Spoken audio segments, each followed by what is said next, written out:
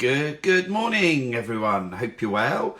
Here we are again, 10 at 10. I think we're halfway through Series 5 now, which is great. So we've got another 10 people, I think, doing the maths anyway, so which is great, and I'm really enjoying these. Getting to meet all of you, getting to chat about your businesses is really important. I know that people that have done this have been nervous, but also just chatting about your business and chatting to me is really great. And just finding out a bit more so that when people come to our events, they know a little bit about you before they come, and then they can kind of find you and have a chat as well, which is really great. So, excellent. Let me start the... There we go. Well, there we go. Don't want to invite the wrong person. That could be quite funny. Hopefully. It's nice to see a few people on here already. So, hi to everyone. Just giving you all a little wave. Ah, there he is. Hello. Hi, Jason. Right? Yeah, you? How are you? Yeah, good, thanks. Good. Excellent. Had a nice Easter? Yeah, it's been all right. Nice to have a bit of sunshine for a change. Yeah, it was really great weather, wasn't it? This morning I thought, oh God, it's a bit cold. It's really dropped again. So typical British weather. So please introduce your business and tell us what you make and sell. Okay, so my business is called NGB Wood Designs. I actually started the business most probably 2021.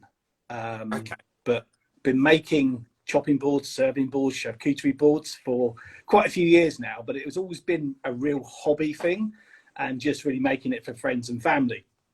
And I suppose after the first lockdown and into 21, I decided I wanted to do a little bit more. So with the support of my wife, I started to just spend a bit more time in the garage. And just developing other products as well. So, looking at doing resin work as well as just traditional woodwork as well. Fantastic. And kind of answer that, but why did you set up your business as well, and how did you come up with your business name? Well, the business name, I suppose, is a little bit thing. So NGB is my initial, so Nigel Graham Brown. Yep. And excellent. The Wood Designs, I had an eBay account years ago called NGB Wood. So It was just a natural progression just to carry that on, even though I don't actually use the eBay account to sell anything. So I came up with that name, and I know it's a little bit boring, but it works for me. Yeah, and also it says what it says on the package. Also, your logo is very good as well, isn't it? It's just seeing it as well. It's got it says what it is there. It's got the wood on it, so you kind of understand by a visual, and setting up when you set up a business, come up with a name. Oh, that's great. And the next minute, somebody else has got it, or trying to find something that then, even with myself, tagging you guys on Instagram, it's like sometimes, oh, this is a nice, easy one. So, some of them, you have to, you look in and then, oh God, there's loads of people almost the same. And as we've been talking, having a visual is really important. So, whereabouts are you based, and where is your workspace as such? So I'm based up in Farnborough in Hampshire. Yep. And my workspace is my double garage. Excellent. So I've got about 3/4 of that. So the rest of it is down to sort of like just household storage stuff. So I do tend to cover everything with dust. So it all has to be packed away. But I've got quite a good space out there. Made quite a bit of investment in machinery, especially over the last year. So just trying to make life a little bit easier for myself as well. So I invested a drum sander for getting wider stuff flatter and easier. Okay, Other bits and pieces just to make life easier. But it's a good space, it's nice. And the only problem is during the winter, it does get a bit cold. Yeah. So I do have to sort of like overspill. When it starts to get cold in the garage, I go into the conservatory where I am now.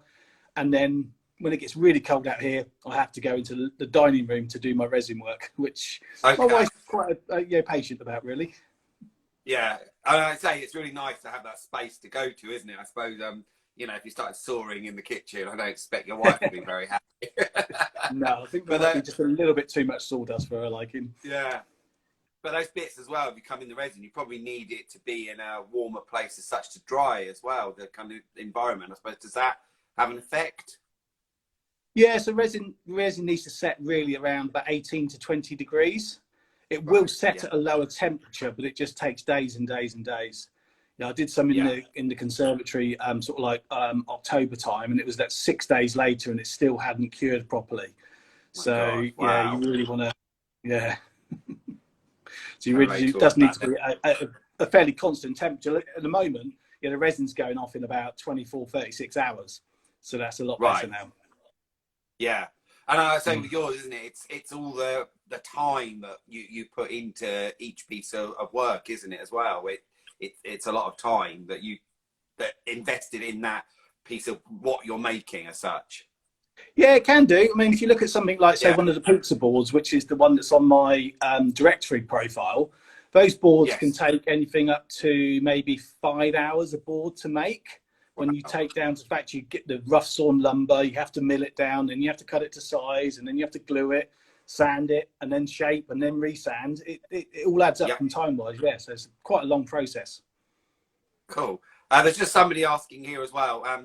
The link as well, NGB Wood Designs. So when we finish this video, the links and all that are there as well. But you probably click on and you can go straight to you. Just somebody asking there, which is great. This is what it's all about, isn't it? Of just getting the word out there. So have you, and probably this is probably kind of a hard one for you, have you a favourite item to create, and why have you chosen that? Well, to make, I suppose at the moment, I really enjoy making the resin boards. Yep. Because each board is unique. And there's never two pieces that come out the same. So resin works quite like, I really enjoy making engrain boards as well. I made an engrain board for one of my wife's friends for Christmas, really big. It was 2 inches thick. It was over 50 centimeters long, juice groove, 4 different hardwoods in there. And that was a real pleasure to make. And I really enjoy making those. So anyone who wants to order a big engrain board, I can do that for you. I mean, and as well, I mean, what was great when you came to meet me back last year, wasn't it? It was November, down the market. Yeah, and you had all your boards in your rucksack, and it was so great. I mean, straight away, your passion for what you do, and I know here Pauline's just said hello to you, and I know that she was picking you up as well. But it was great because straight away, you knew exactly what each wood was and how it came together, and it was just like, wow, I want this guy at our event, because it was quite astonishing. And actually, I was chatting to you at our party the other day to Moore Valley Maker. So he does wood, but it's totally kind of different to what you do. And I know that he's just started to venture out doing pens, and he does balls, but very different. You can both be at the same event because what you do with wood is different. But I was quite overwhelmed. I know that Gemma's a big fan of yours as well, isn't it? She's always she's one of my top customers. Yeah, absolutely. Yeah. Gemma, her mum, she's a very good shopper at our events, I must say. We do like her coming along because she does like to buy. Have you been working on anything new this year? Anything that you'd want to show at all? So hopefully for the event, I'll have some new coasters. So normally the coasters they're normally about 10 by 10 centimeters, 10 centimeter coasters. But what I've done this time is I've started to use 3 by 3 squares of olive wood. And done 4 pours of resin into the same mold at the time. So you end up with different colours mixing in the middle where they all meet. So that's something that I'm hoping to get ready for the first market in May. And the other thing I'm hoping to do is, as soon as my mould arrives, is to start branching out and doing small coffee tables, side tables as well. Nice. So that's the thing. I've got a really nice piece of walnut in the garage. I've had it since about September last year. And it's ripe to just have some resin poured into it. So that's going to be my first big project.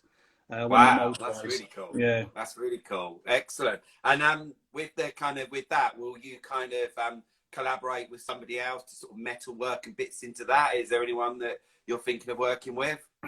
Well, yeah. So I belong to a resin group. So when I first started purchasing my resin from a guy, he had a small little group of people. So there's a couple of guys on there who do fabrication work. So so it's Adam, AF Metalworks. I'll get him to make some legs up for me, hopefully, to make it a little bit again completely unique and and made by the community, really. Definitely. We're coming to take a look at your stuff. There we go. SJ, if you haven't met SJ, she is amazing. She does felting. Just reminded me, Esther, I need to contact you just very quickly. I know it's very whatever, because this is what she makes, and I bought this many moons ago. But he's had a bit of a unstitching there, so I just need to talk to her about that. So I've just remembered. Sorry to go off whatever. But the other day I looked, and I don't know if something started eating it, so I might need her to kind of have a little repair for me. Anyway, sorry about that. So kind of sorry, you just talked about the new stuff. Yeah, I mean, I know that you were saying about the kind of, you know, with boards, engraving. Is that something that you might be looking into at all? Okay, so I've done a collaboration already with a local lady called Firefly Pyrography, and Okay. I actually, the previous market I did in when was it, March? Was it March? Yeah, March. One of my resin boards, a couple purchased it as a engagement present for their daughter and son-in-law, future son-in-law. So she actually did some branding for me on there and just put their initials and a date and burnt that into the board afterwards. So yeah, that's something that I'm looking, that can be done now. Cool.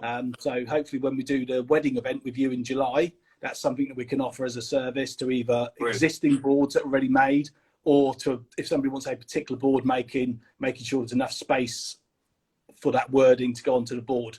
Because obviously when on the darker woods, the pyrography doesn't shine through very well, but on stuff like maple and ash and beech, it was a really good combination. Yeah, cool. And the reason I asked, obviously my birthday back in the 1st of February, and a friend of mine who knows me very, very well, she knows that I like cheese, and got this beautiful board, and on it it's got JB, and it says, because that's my initials, obviously friends call me JB, but it says matured since 1972, and it's brilliant. I have to say, it's so good. I haven't even used it yet. I just kind of like, because it looks so good, but I must start using it. But that is just something really personal, isn't it? That would be great, especially for you know, weddings and celebrations and bits. So yeah, that would be great. So we have an ethos about customer service, about being friendly, creative, and unique. Is there an ethos or saying that you have at all? I suppose my ethos is, you know, I don't make something unless it's something I've made for myself. You know, I wouldn't produce something and say, okay, yeah, that's good enough. It has to be absolutely perfectly right. So that's my ethos around customer services, you know, making sure the product is as good as it can be for the customer, and you know, just taking care of the products for them really, and you know, make sure they take care of them once they've got them as well. You were saying there you haven't used your board yet. I have a lady who purchased a walnut chopping board from me, so a carving board with a juice screws and everything, and she still hasn't used it yet because she said it's too nice to use, and that was October last year. Oh no, yeah. No, I know. I can't believe I just said that, because I hate that bit when people say, "Oh, I'll save that for best." It's like, no, you know, just use it. So yeah, I will have some cheese tonight and use it. Definitely. And as well, isn't it? Because I think sometimes when people have these beautiful chopping boards and whatever, they're frightened, like, oh my god, I'm going to ruin them. But most of the woods, when you chop on, they don't actually cut into it at all or anything. I think people just understanding that as well, isn't it? Well, I mean, you will, if you like a breadboard, you're going to ruin a breadboard quite easily, because you think about that bread knife is like a saw, so it's just going to chomp into it. But if you go for something like an end grain board, the actual pores of the wood open up as you cut and then close back up again, so it will last a lot longer. Yes, it will mark it, but it won't become as visible. So, for instance, like a really pretty face grain board, which is like, you know, the prima donna boards with all the nice patterns and the grains showing, they mark really quite easily. But it's never, we're not going to ruin it, and you know, send it back to me and I'll refinish it for you. That I can do. You know, just give it a quick sand down and recoat it, reapply the food safe coatings that I put onto all the boards, and it'll be as good as new. Yeah, I mean, as well, isn't it? It's kind of like with yourself as well, talking to the customer and then understanding what they want to use that board for. You know, is really important. It might be, I want to just put some cheese on it and whatever, or I want to use it for, you know, displaying of food, which you know, we done with the photo shoot with your boards, which looked amazing with Feast and Frolic. Obviously, we put all the lovely foods on there. But how many of your boards did we have? Did we have? I think about 5 different boards. But that resin board you had was the one that I sold on to the couple for their engagement present for their son and daughter. Wow. Yeah, and they just look stunning, and each of them are, like you say, you know, wood is such a individual thing as it is, and that's what's great about it, because if there is a certain bit with the wood, you see it there, and they honestly, they looked really great. And then you had the ones also, they were rectangle with sort of handles either side, Yeah. which would be great for, you know, putting on the, yeah, exactly. So yeah, they are amazing. So what would you say are your goals and dreams for this year? Survive the year. I don't know. I'm really looking forward to doing the markets with you guys, because I think they'll give me some extra customers to go to. Yeah. I want to be able to maybe do a few more markets as well, given time. But, you know, this is a hobby for me. You know, I do have a full-time day job that keeps me busy as well. Yeah. So really just maybe expand on the portfolio of products, you know, get up to doing those smaller side tables, coffee tables. And yeah, just enjoy what I do, really, because it is a passion for me, and I do enjoy everything I make. So I don't really want it to become an absolute chore. So, you know, this year I'm planning to do the work a bit more methodically. Back end of last year, I think I took 2 weeks off from work, and it was like 2 weeks in the garage, just cutting, sanding, and doing everything. So this year I'm just trying to get a bit more stock built up, and be a bit more prepared, I guess, really. Exactly. And it's something that's talked about quite a lot of the time is and actually that you're enjoying what you're doing, isn't it? And it's that kind of, you know, if you're not enjoying it, and also I think I probably said this to you, you know, I say about it, you kind of you get that idea as well. Our markets, or you go anywhere, not just our markets, because hopefully we don't have those people there, but if they're not enjoying what they're making, that comes across when they're at markets. You sense that. You sense that they're stressed, or, you know, I've had to make all this stock and whatever. And it's sort of like, it's nice to have that you're making it because you enjoy it, and that people get that, they pick up on it. Yeah, I think at the markets you have to be interactive with the customers as well. If you just stand behind your stall and don't say a word to anybody, they're going to look at your stock and walk away. You know, whether you're engaging with them, you know, they tend to take a bit more time to have a look, and, you know, maybe take a card and come back to you later. You know, because obviously I do take on commissions as well, so I don't just build purely for stock. So if somebody wants something particular, you know, I can work with them and make up the boards for them. So if you look on my Instagram, there's a picture of a couple of really big edge grain cutting boards, like a matching pair, and they were actually made for my hygienist. Oh wow!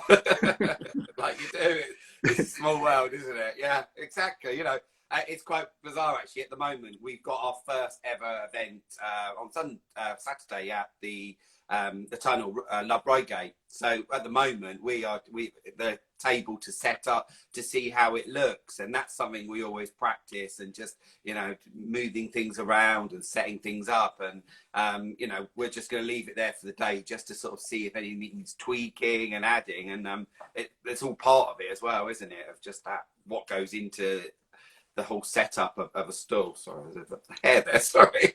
Well, yeah, because people do shop with their eyes, don't they? That's the thing. They do. Yeah, definitely. And, you know, they shop with their eyes, and, you know, that's why when we talk about us as a kind of pop-up department store, you know, it's when you walk into, you know, if you walk into Selfridges, wow, you know, you're over with the, you know, the smells, the scents, the look of everything, you know, all that visual stuff really kind of, you know, draws you in. And that's what we're trying to say to you guys is, you know, here's your table, but do what you can with it, or, you know, maybe don't have a table and have something else as a setup to kind of get customers to engage